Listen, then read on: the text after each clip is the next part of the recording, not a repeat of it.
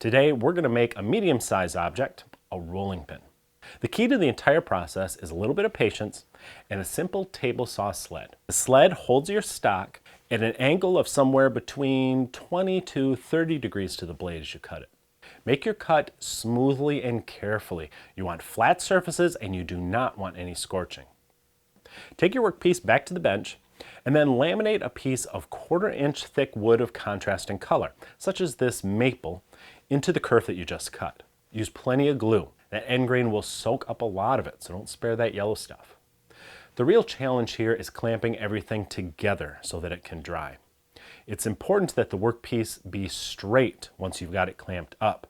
So take a wooden cleat that you've coated with wax or clear packaging tape so it won't stick to the glue, and put that on the bottom to help keep it straight as you clamp it. A long clamp from end to end and a pair of clamps in the center should be sufficient if you balance the pressure between them.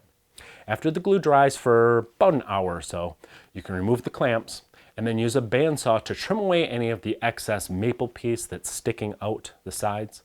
You want it to lay flat on the sled so that you can make another cut. We're going to repeat that cutting process 3 more times, each time rolling the workpiece on the sled.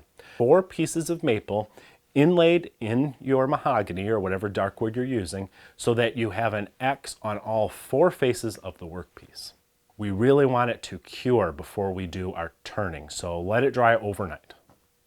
The first step of the turning is to get everything round. I used a carbide roughing tool for that. I used a parting tool and a pair of calipers so that I could cut some grooves down the length of the workpiece, and this can help me to remove the waste to a consistent depth.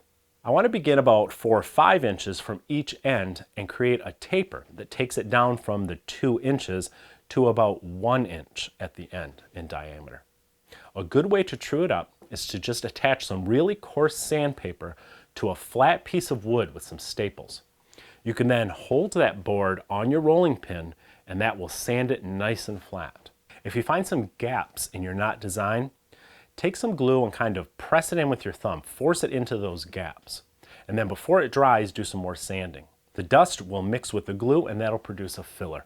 Once it's sanded, you can coat it with your favorite food-safe finish. We trim off the ends and sand them to get rid of the marks that were left by the lathe spur, and we enjoy our Celtic knot rolling pin.